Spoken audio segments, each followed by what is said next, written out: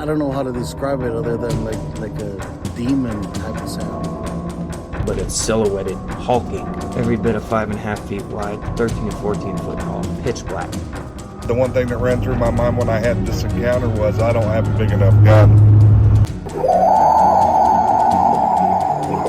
Your host, two-time witness and field researcher for more than 40 years, William Jevning. Welcome to Creek Devil.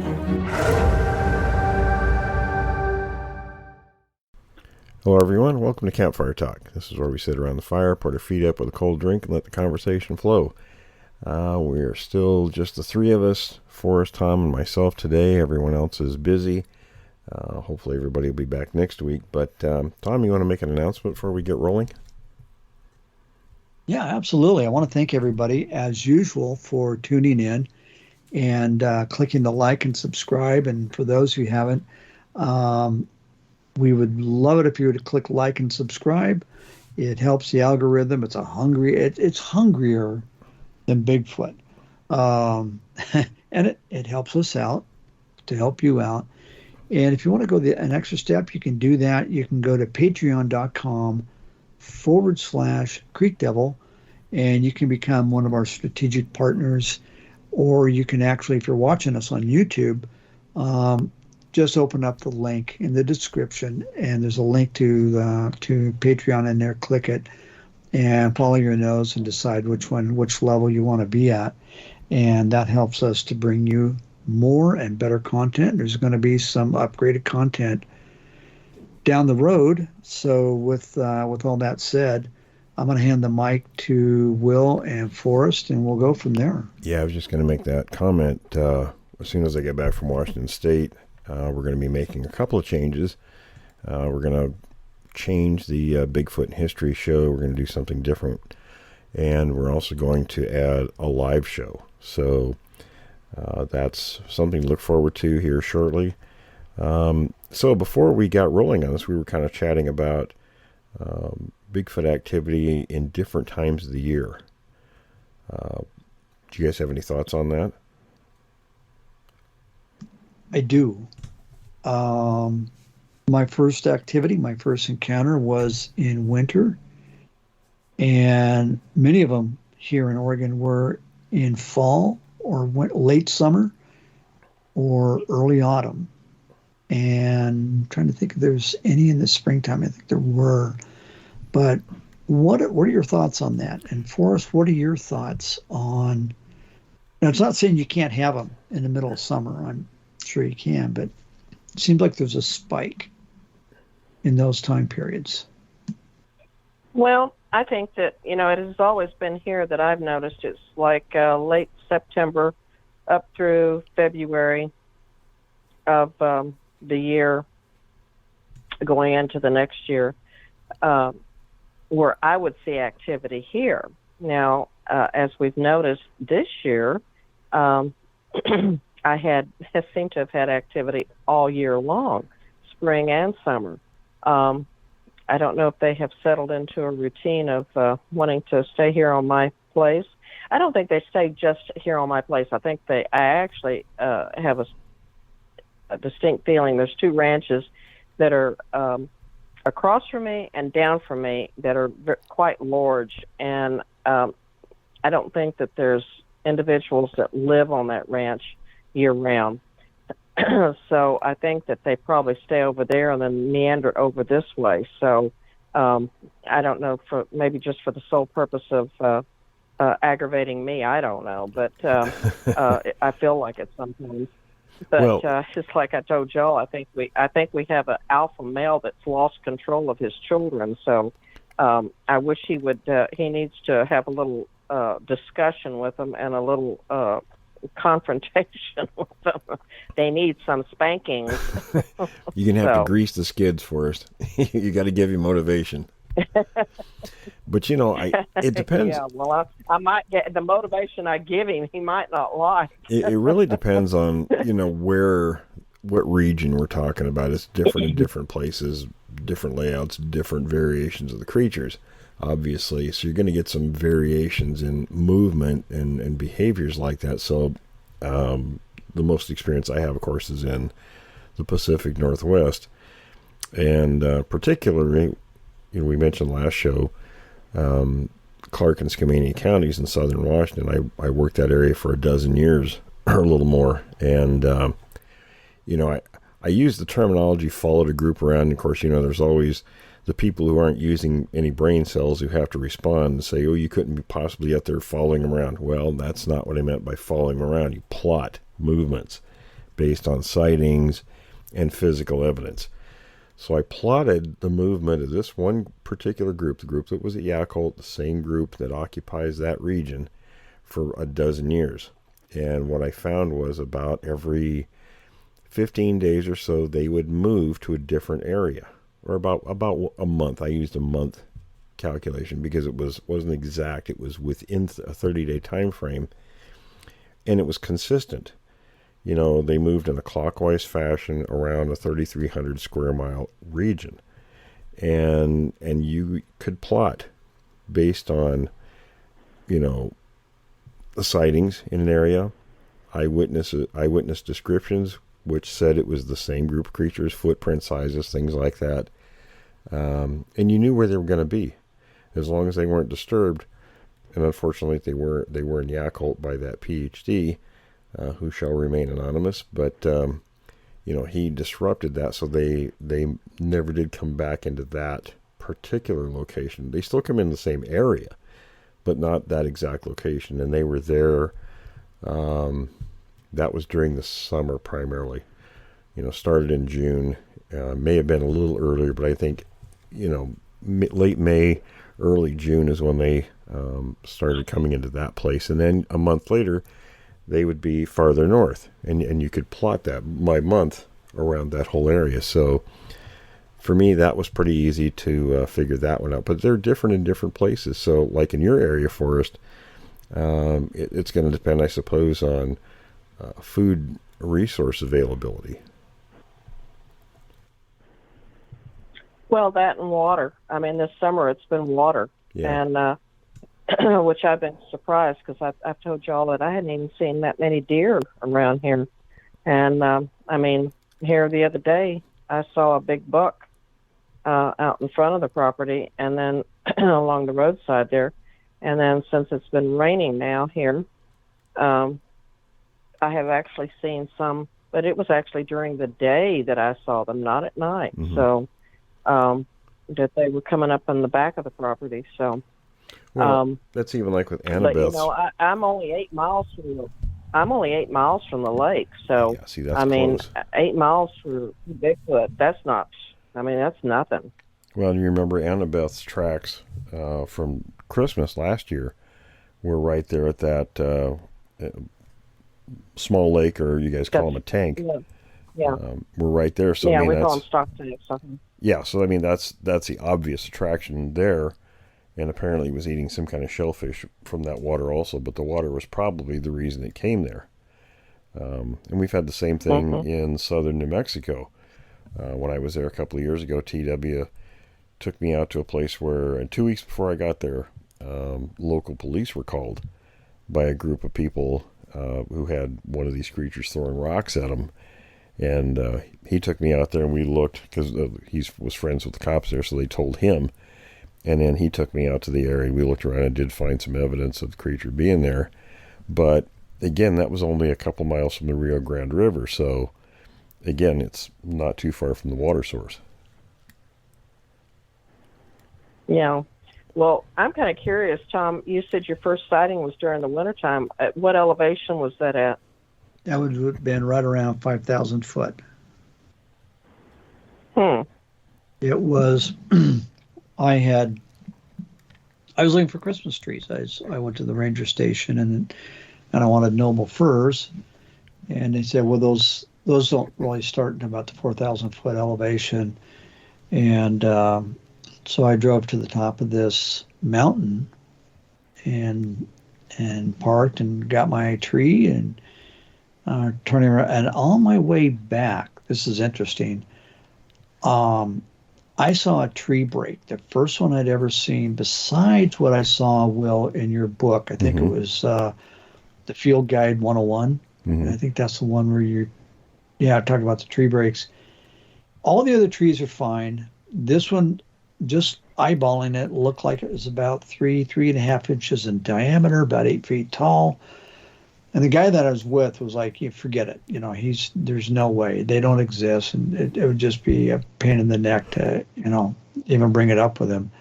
But I thought, I'm going back in the summertime myself, and I'm going to check that thing out. We worked our way down the side of the mountain, and this mountain, there's one road in, one road out. It's a Forest Service road, and well, you work for Cal Fire, you know how it is. You have the Forest Service roads are basically there primarily for firefighting, so they're not well maintained, and so just finally got to the point where I thought, well, you know what, we're below the snow line, and I've probably shared this story more than once on the show, but anyway, got below the snow line, and we were, in a canopy of trees. It's dark, and taking the chains off, and I made a commotion. Actually, what I did is I made 2 whacks with a tree, on a tree. I took a piece of wood and went walk, walk, and nothing happened because I knew it wouldn't, and because they're not around, right? And about 2 to 3 minutes later, we heard this sharp whistle, and I went back later, and the sharp whistle, there was a skidder road, and at the entrance of the skidder road was this old growth. I mean, the whole area is old growth Doug fir, but this one was particularly huge, and he was probably standing behind that, watching us the whole time. And the only thing I could imagine was me hitting a tree with a piece of wood was unexpected, an organic sound. I don't know. But anyway, it made that super loud sound. And but that would have been about probably around the 5,000 foot elevation, maybe 4,900 foot. Yeah, they I actually fought forest fire for the Forest Service, not Cal Fire, but they a lot of people will think, oh well, they anthropomorphize the creatures and think, oh well, they're going to come down in elevation during cold weather. That's not true. A lot of times they become more scarce in the wintertime because they're in higher elevations. That cold weather doesn't seem to bother them very much.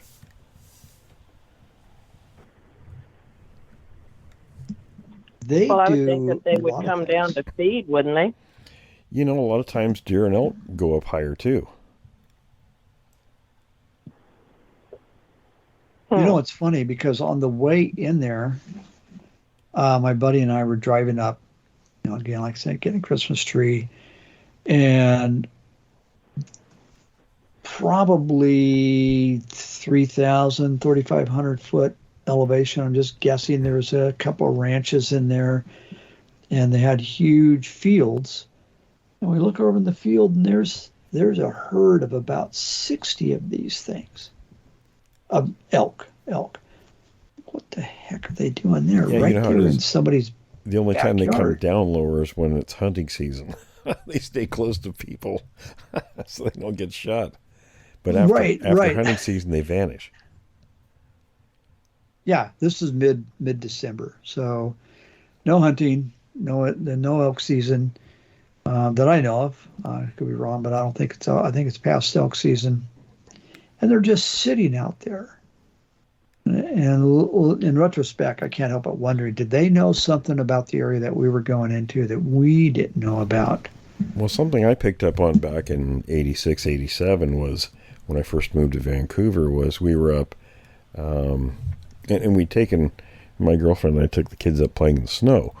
And, so you drive up to the snow line, and you really couldn't drive beyond that because it got deep pretty fast. But on 2 or 3 occasions, and this was probably February, sure enough, we found lines of tracks, and they were never coming down out of the snow. They were going from lower elevations up into the snowfields. And that was interesting to me at the time, but it wasn't the reverse. I would have expected them coming down, but they were actually going up into the elevation. Yeah, no kidding. Anyway, that fortuitously, that area where we heard that super loud whistle, my buddy heard it. I heard it, but I was exhausted. I was tired. We've been climbing under a truck, getting the chains off. It's dark. And Will, you'll get a kick out of this. The only thing we had for a light was I had an old headlamp that we had to share back and forth. It's that one flashlight that half works. Yeah, exactly. The obligatory and flashlight. I left the headlights on in my. No kidding. I I remember. had headlights on my pickup. I always think You'd about think that. you guys would know better. Oh, you would think. You would think so, but it goes. No. For me, it goes back to when we were teenagers. When we were first doing this stuff. From the time probably, we were about 17 because me and John and his brothers would go out looking when we were 14. Of course, that was in the daytime on the weekends. But as we got older, that's, of course, then we were out camping and doing stuff like that. But we always seemed to have the one flashlight that was, dubious at best whether it was going to work. And the quality of light was never very good. no. That's no longer the case, though, for us. No, we have good lights now. I now have, 1,200 lumen. It looked like a pistol handheld light. Yeah. I've got a 800 or 900 lumen headlamp, and I go out there loaded with with flashlights. Yeah, you ought to see all the lights we carry now. and thermal. I have spotlights too. and thermal. We use thermal too. So. Oh yeah. I want to know what's around. But like it did any good. That last night or next to the last night, we were up there. We didn't have our lights or the thermal. We left everything back at the hotel. hotel. No, we didn't have anything. Well, remember what Adam said? We were just going to go up and put the mics out. And that's when everything hit the fan. And you know what? It was an area, just for the skeptics out there, we didn't know we were going there until 5 seconds earlier. And I said, hey, let's go in there. Let's pull into the power line cut. So it's and your we can fault. Calibrate. It is totally 100,000% my fault. I said, let's go in there and calibrate. And I remember thinking, hey, you know what? Hey, if we're lucky, maybe, because a lot of times they do it, you'll catch a deer or an elk crossing the power line cuts. Well, you remember, I was just saying. Record that. I was just telling you guys about the airflow and when the game animals would come in. And as soon as I was saying that, here comes 3 deer. From exactly the direction I said they'd come from. And then we started hearing the other noises. Well, yeah, and it was like a bomb went off in front of 50 yards in front of us. Just bam! And it's like, okay, that could not be a human doing that. That was somebody picking up a telephone pole-sized tree. Oh, yeah, there was nobody up there. Smashing it. Yeah, there's nobody up there at 2:30 in the morning. And there's a cacophony of this business going on. Well, that was a different night, that stuff. But the night I you're was talking thinking about the night you're talking about the last day you were up there. Yeah. Yeah, when it was 2:30 in the morning? No, it wasn't that late yet, because that's when we heard the scream out the window and your brother Dave had one okay. behind I was talking him. about that other night. Yeah, when we pulled into the power line We had cut. all of our gear that night. Yeah, okay. It was a thing. Let me tell you, it was an eye opener. The whole night, every single night, there was something going on in that area. Yeah, it was an active area for sure. Yeah. And I'm not sure when that film is going to be released, but we did Adam put together a documentary, and if you go to creekdevil.com, you'll see the that's the media package I think that Adam put together on there. Yeah, it's a electronic media kit or something like that. Or there's just a link. It's a PDF file, and then he'll send me a note when the actual videos, or I don't know if it's just going to be a teaser or whatever. But when it's ready, then that'll be up there. Yeah, I haven't heard from him, so I don't know I know he was talking to a couple directors there in Hollywood where he works. He's on the road now, isn't he? I think he's back by now. Oh, he is. Oh, good. I'm not sure. Okay. I know he was already starting to work on the second film, but I don't know what's going on with the first one yet. You're talking about Adam? Yeah. Okay. But, so that was kind of, I suppose you could call it, that was getting towards midsummer, end of midsummer. That was July, so, yeah, I mean, it depends on what area. Now, typically, and we're going back, kind of the whole topic there, Green noted this in one of his books from 1968, I think, when he did his, quote-unquote card file calculations. And the determination they came up with was that the most sightings are in the summer and the fall. Okay, that's probably true. Of course, you have to look at a couple things. I always look at details when I'm out in places. The summertime, you got more people out and about, obviously, because of the weather and accessibility areas. But the downside of it is you got more vegetation, so your visibility is less. Yeah, very true. But I think those were calculated based on sightings of the creatures. So, okay. So of course, in the winter, I was impressed. I was impressed with John Green. That I'm like, I worked in IT for a gazillion years, and I was like, wow, way back then, whenever that 60s. Then was. Yeah. It was card files. I remember those things. Right. Do not drop them on the ground. Keep them in the chute. I do remember that. But I was impressed that he had the wherewithal to think of that, and I thought that was pretty cool. Yeah, I don't remember who. I mean, he didn't do it. It was somebody he knew that actually did it. Probably somebody who was, involved in that particular technology. But, of course, the information came from his files, and he showed me his files. He had, I think around 1,500 reports at that time in his files, in his file cabinet, which is the same files that he let Roger Patterson go through. Now, people are familiar with Roger Patterson's book that was actually published 2 years before Green's first book in 1968. Patterson published his in 1966. And I've seen people comment, they're the same stories. Well, yeah, they're the same stories because Green let Patterson go through his file cabinet and take what he wanted to use for his book. And then Green later used some of the same stories for his books. Yeah, so it was the same source information. But it was cool that back then, that was the pioneer days of Bigfoot research. Yeah. And he had because back then you did not have PCs. Oh no. You had mainframes and minis, and you had to buy time on those things. They charge you by the millisecond or something like that. So he knew somebody at a university or something like that had access to one of those, and then you got to have a programmer who knows how to compile. I was impressed. As soon as I read that, I was like, wait. Had to go back and check the copyright date of the book. Holy cow, look at that. Yeah, 68.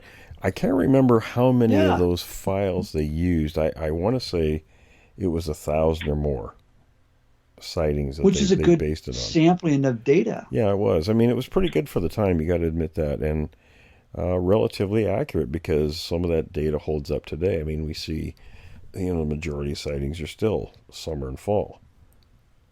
It is, and not only that, the location.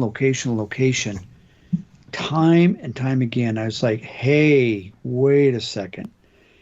These are all areas that I have, to this day, I mean, that was back when I was a little tot, they were having encounters. And now here I am, an old duffer in my 60s, and those are the same areas that I'm having encounters in. I took you to, and I'll just say it. One of them is the Three Sisters Wilderness area. Well, okay. That's big country. Good luck putting an exact pin drop. Well, something Hinton told me years ago. He said, pretty much as long as the creatures weren't disturbed in a region, that they would stay there. You would get consistency. And of course, unfortunately, And he told me also that, of course, he said, he says the things aren't evenly distributed. He says they were in certain areas, and we know where those areas are. But of course, then they wasn't long after that they logged a lot of those areas, so it changed.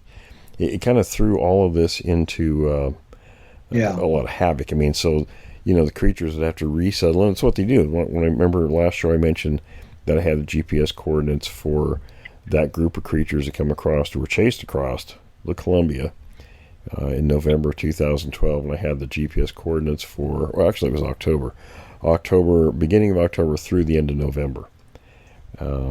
So there was one story out there where, I know it's a false story, and I won't say who, but made this story up about the creatures being in a whole different area, and we knew exactly where they were. They were nowhere near that part of.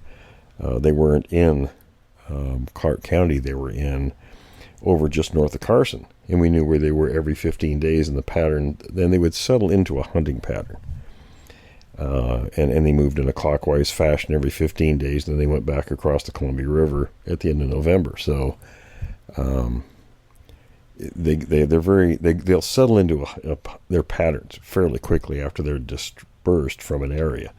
So if there's something that chases them out of an area, they'll go into reestablishing a pattern, which kind of makes sense. You got to eat, you got to have places you're going to sleep, things like that. So that's kind of what they do. But learning where those new areas are, that's a tricky part.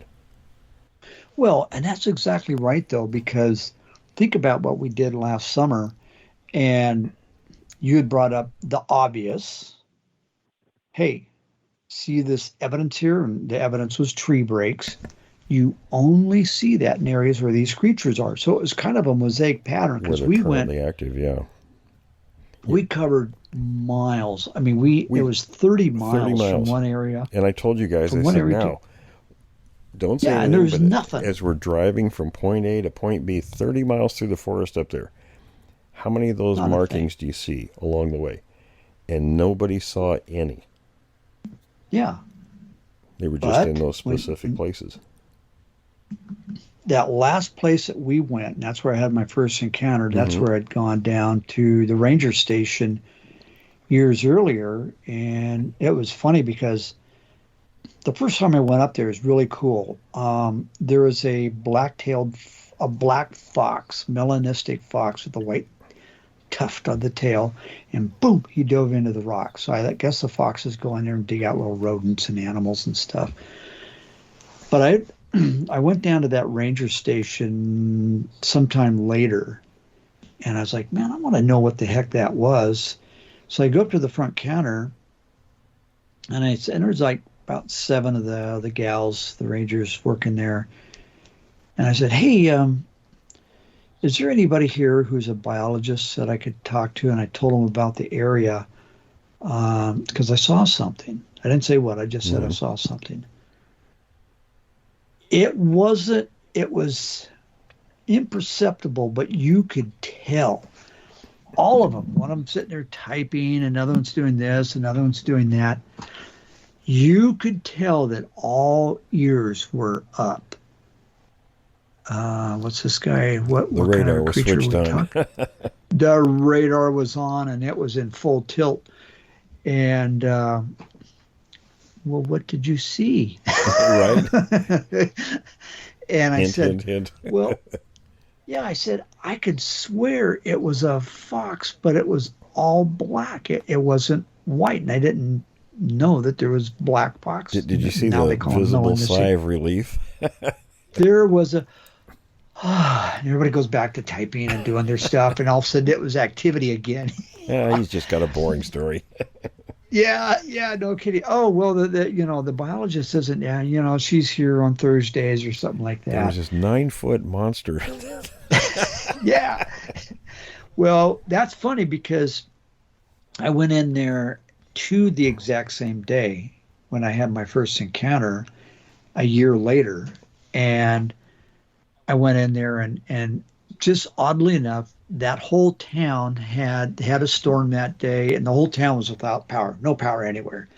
but they had these huge skylights in the ranger station, so that, they could kind of get things done. And so I go in there, and my buddy goes into the restroom, and so it was just me and the gal behind the counter, and I'd gotten to know her over the several weeks and months, because I'd go in there, I'd buy maps and chit chat and stuff like that, and we're yik-yakking, and up on the wall they had some brochures about Bigfoot, of all things. I'm like, holy cow, this is in the ranger station.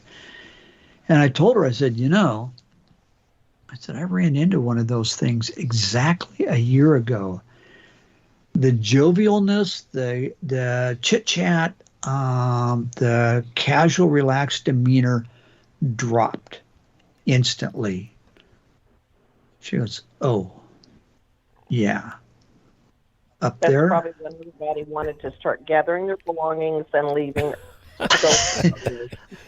Yeah, and she goes, up there, there's a lot of them.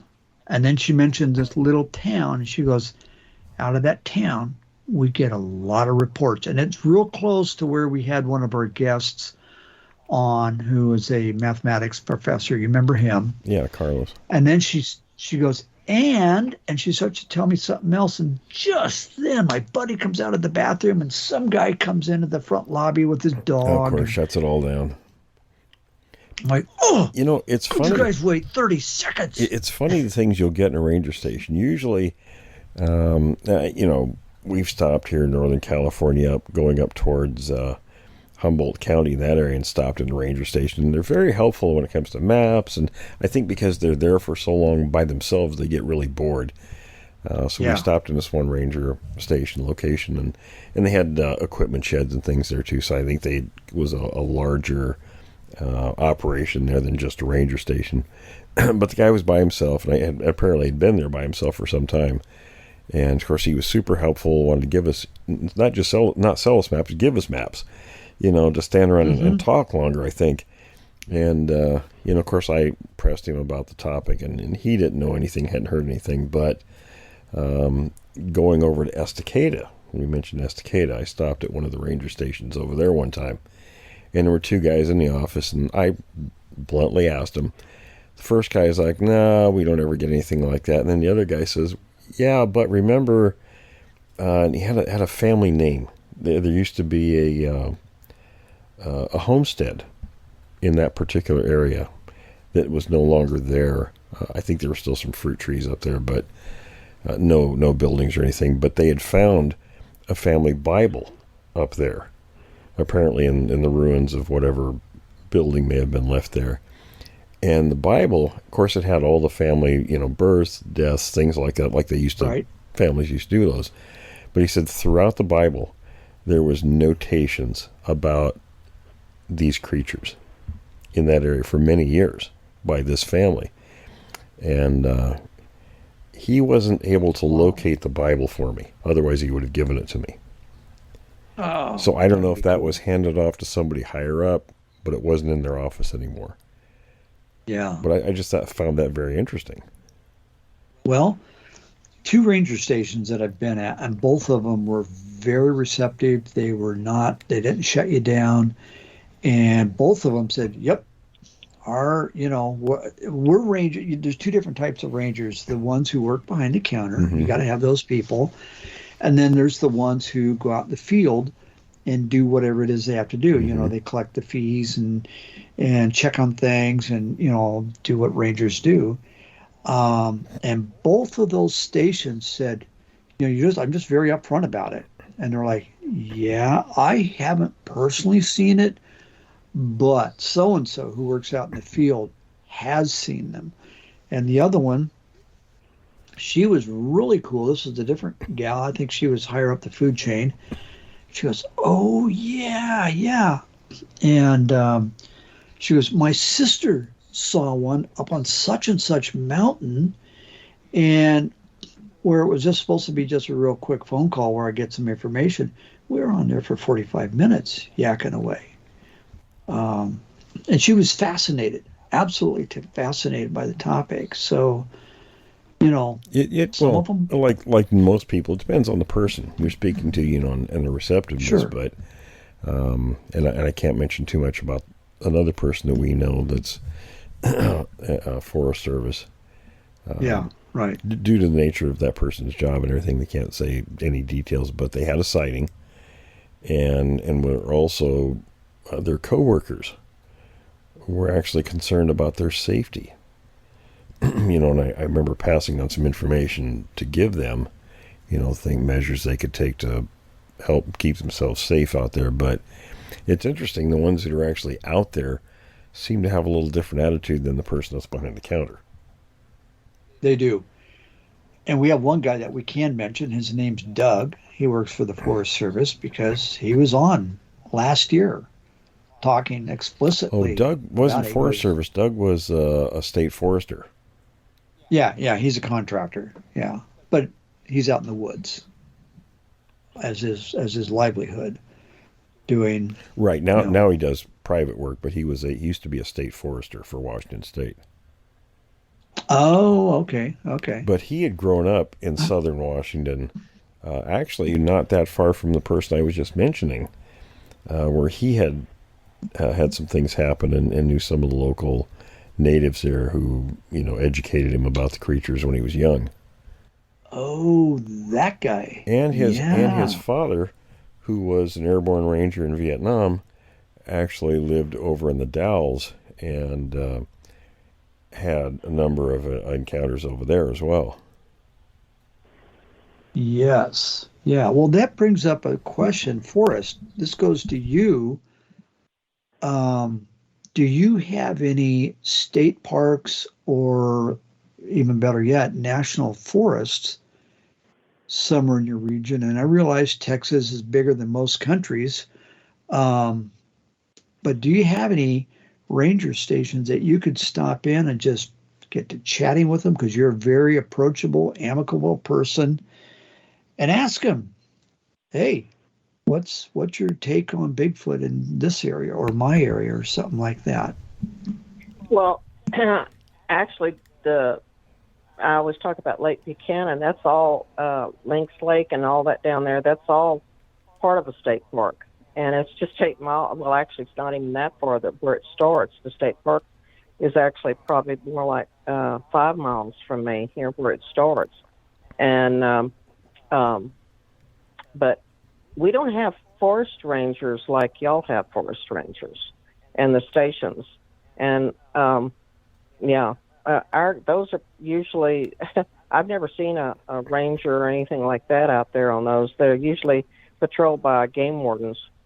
So, yeah, you'd probably have. Now, I'll tell you what, game wardens are interesting people to talk to as well. When I first started working the southern Washington area, in fact, the first time we found tracks, when I was mentioning earlier about, my girlfriend and I would take kids up in the snow, she and I and a couple other people drove up to that area. We were going to go up and look for prints this one particular day, not long after we found the first line up there. And so we parked the car at the snow line, and we hiked up this road in the snow looking for this new line of tracks. We did find some, and it wasn't long after we were taking pictures and everything, they'd heard this kind of a metallic screech sound, like metal being torn. And I thought, oh man, somebody's breaking into the car. So me and two of the guys, friends that was with me there, the other people stayed at the track site. We ran down to the car, and I see this brown pickup sitting there. It was unmarked. And here's this guy out standing next to my car. And of course, I hadn't been out of the Army very long, so I'm still using, drill sergeant vernacular as I am coming down on this guy. I'm blistering him verbally. And, because I thought he was breaking into the car.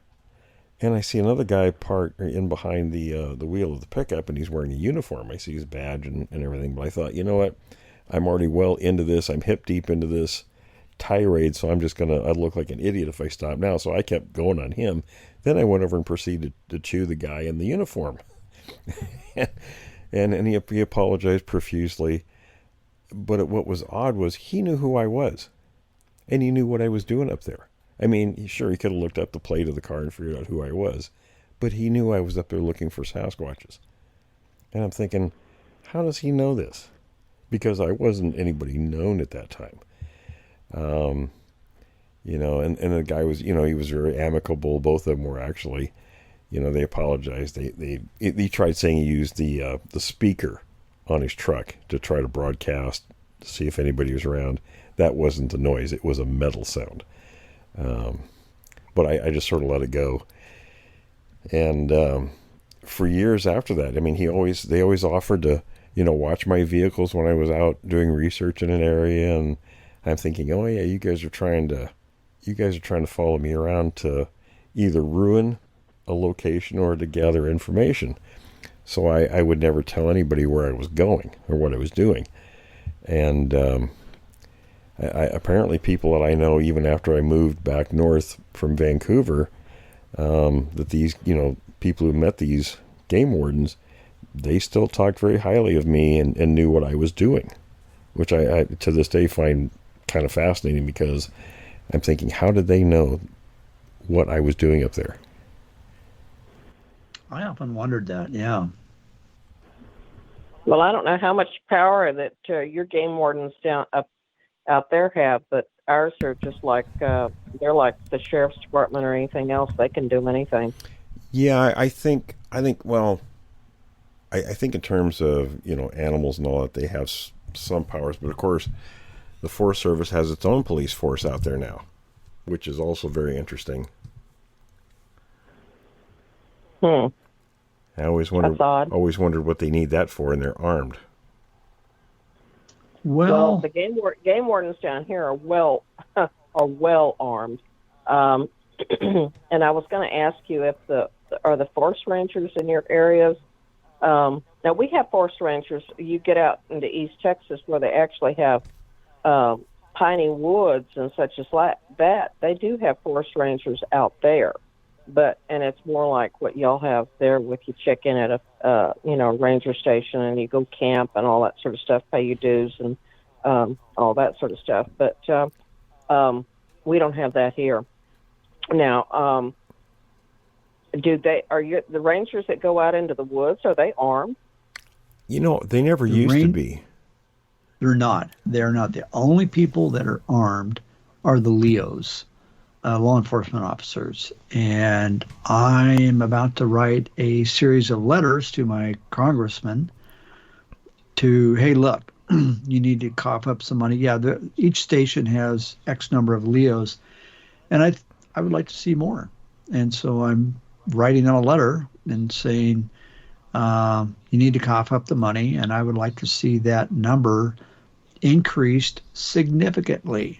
Because the more LEOs you got out there, the less illegal activity you have going on. I think that's probably a federal thing, though. I mean, whatever their budget. It is. Oh, it is. That's why you have to go to the Congress, and somebody has to go to Congress with a tin cup in hand.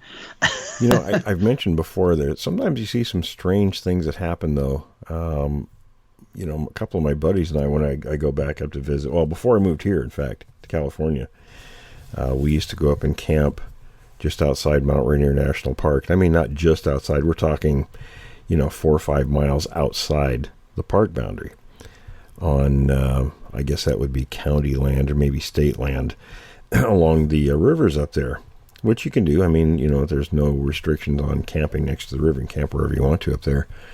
So whenever there's one campground up there, whenever it was full, we'd just go find a spot on the river somewhere. And on two occasions I can think of, we'd be sitting there after we'd gone into the town of Ashford to get something to eat. And we come back out, get a fire going, sitting around just shooting the breeze, right? We've known each other, for 50 plus years, my buddies and I. So lots of funny stories to tell. And on 2 occasions we've had Forest Service vehicles come up there. And, a guy that was armed come out and ask us if we have guns.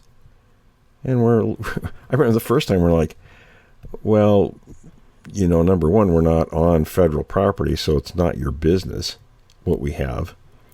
But we were honest. We said, okay, yeah, sure. We had a couple of 22 rifles because we'd go target shooting in the daytime. And the guy almost seemed, it wasn't concerned that we had the weapons. It was almost, he would have been more concerned. The caliber? Well, no, I think he would have been more concerned had we not had weapons. Now, you got to remember, this was also an area that's very active with these creatures. Lots and lots and lots of sightings. In fact, on my trip to Washington here, I'm going to be interviewing somebody who's had sightings up in that very place. So in the next couple of Creek Devil shows, hopefully I'll have that interview up. But and some other ones. I'm hoping to meet a few people up there. But it was always very interesting. And the same thing happened almost as soon as we roll into these places. Here comes somebody from outside, miles outside the park boundary, who are obviously, they're Forest Service, they're part of the Park Service. And I'm thinking, what are you doing outside your jurisdiction, basically? And then,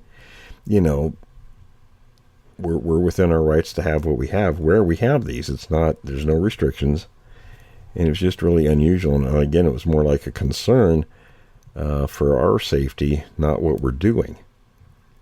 So I'm thinking, well, that is interesting. What perspective are you working from here? It'd be interesting to ask them point blank. What I should have asking. I should have. Yeah. By the way, they're not being confrontational, but just curious. By the way, what's your angle here? Have you guys had some pretty bad Bigfoot encounters up here, and you're worried about us? There are some stories. Do you know something we don't know? And I'd have to go look it up, but I saw a video a while back. There apparently was a string of bad encounters up in that very area, inside the park. So I'll have to go look that up. But well, they've had a lot of even high-profile vanishings within the last couple of years up in now I'm thinking of I'm thinking about Rainier. I'm not really familiar with it. I'd have to look it up, but of course I didn't really look at that until I moved here, so in Northern California. So it's an area I grew up in, so it'd be interesting to look into some of that. I know Milo was looking into some of that, so I'll have to see if he what he's dug up. Well, there's a couple of years ago, some guy was a professor, and he liked to go up there, and he would do paintings and stuff like that. And it was, I think, don't quote me on it, but it may have been late fall, early winter. And he was up on one of the trails doing a painting, and he was never seen again. I think they found his art tools and easel and all that, but Tom, I think he was gone. I think we're seeing a pattern here. Here's a professor that goes up into the woods and vanishes. Then there were those two in Oregon. Yep, exactly. So and then there was the fire chief that vanished, and he never should have vanished. Never. Right. I think they attributed that to something more mundane, but if you're a professor, don't go hanging around in the woods up there by yourself. It's not a good trend. Well, I hate to bring this up, but there seems to be a inordinate amount of well-educated people that do go missing up in the walls sometimes, and of course, a lot of people laughingly attribute it to the fact that they're smart book-wise, but they're not so smart, but about the common things, no common sense. But I don't think that's necessarily always the case, because you got people just like that. And I can't even think of his name right now. That went into Alaska. That was the big game hunter. Well, I don't think it has to do with. Guy. It's not how smart they are. It's a fact. I think that maybe they think they know more, and consequently drop their guard more easily than somebody else. I don't even think it's that. I don't even think it's that. Will, I'm gonna argue with you on that point. I think that there seems to be a trend. It's just like all the here a while back, and I think it's still even trend going on now. These biologists and microbiologists that have mysteriously died under strange and peculiar circumstances. Well, I'm saying there's got to be a cause for that. I mean, and the cause has to be where they're, they're not as concerned with their surroundings because they think they are more familiar with what to and what not to expect at a place, but they don't know about these things.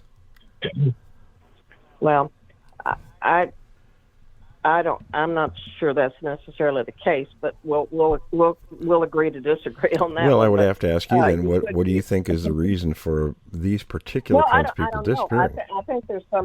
I think there's something peculiar going on. Is what I think. It's just like with the microbiologists that were when they come to, and I don't want to really get off on something like that, but that they were finding out that they were all investigating certain types of viruses that were going on, and then all of a sudden these guys just start dropping like flies, and they're dead. And I don't think it was because they were being stupid and being exposed to what they were working with, but I think that you end up with a lot of these people that doctors and lawyers and Indian chiefs that are going up there, and they seem to be disappearing as a group. It's not like you're losing bag people up there or the homeless.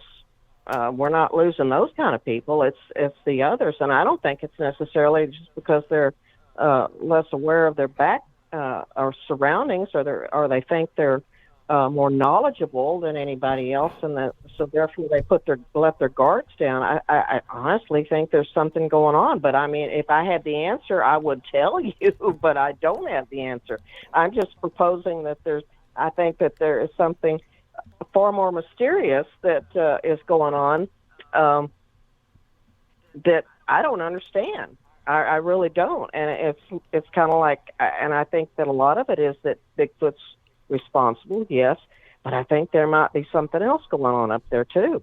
So I don't know. Tom, remember? You tell me.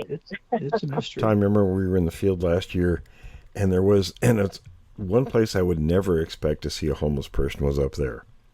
Remember the guy that was along the highway, kind of out in the middle of nowhere every day, and I kept expecting to go up through there in the morning and seeing his stuff, but him gone. But he never vanished. There was, when this was in August of 20, myself and two other gentlemen that you know who they are, we went up there, and that's where I had, my sighting up there. But coming back down, there were just homeless people, indigents, quite a few of them. Wow. Yeah, you wouldn't one expect of these it guys there. is, no. One of these guys is very good, and he doesn't even hesitate to interview. Hey, how you doing there? What's going on? Hey, you camping up here? Wow, cool, and yeah, I think he actually offered him something to help him out in a situation. Hey, have you ever heard any strange sounds up here? And the guy goes, well, yeah, I hear these yells. Well, what kind of yells are they? Well, they sound angry. Oh, okay. Like, what could that be? It's a bear, remember? Yeah, it's a bear. Yeah. It's a big old bear. Well, yeah, but you don't see any homeless people that are disappearing, or at least no one is acknowledging that they're disappearing. Well, that's kind of peculiar. That's what I was wondering. If the homeless disappear... Well, now in Northern California here that happens. But who would know? Hi, that's just hi, it. Mom. I'm just checking in, and I don't have anywhere to stay, so I'm going to be living at such a. I think they just. I don't know how they even get up there. Do they ride a bike? A lot of there was one guy that I do recall that there was something on YouTube about his disappearance because people were used to seeing him around, and then he had his. Camping gear and stuff organized on a bicycle and was trucking around up. I want to say that it was probably in California somewhere. I need to go look the story up. It's been a while since I've read it. But they found his bike abandoned with all of his gear there, and he was gone. He was just gone. And I think that, you have most of these homeless, they don't move around. Once they kind of put their tent down or whatever they're living under, that's kind of where they stay. And at least that seems to be the case around here. And until somebody comes and moves them off. Well, there was a campsite in Southern Oregon that one of our guys, him and a friend of his, were out hiking around, and they find this campsite that was abandoned, but it had been abandoned with a lot of very expensive equipment in it, a lot of expensive gear. So they continued, I think they were hunting or something like that. And when they came back, they just, basically nobody was still there, and they kind of ransacked the place. And they went back sometime later. They hadn't reported it to anybody. And they went back later, and that entire campsite was, unless you had known it was there, it had been sanitized. There was absolutely no trace that it was there. So very interesting. Well, we're running low on time, guys, so we'll kind of wrap with that and see everyone next week. Thanks for listening to this episode of Creek Devil. If you or anyone you know has had an encounter with these creatures, please contact us at williamjevning@yahoo.com. That's William, Jevning, @yahoo.com. All communication is confidential. Join us for another program next week. And until then, keep your eyes open out there.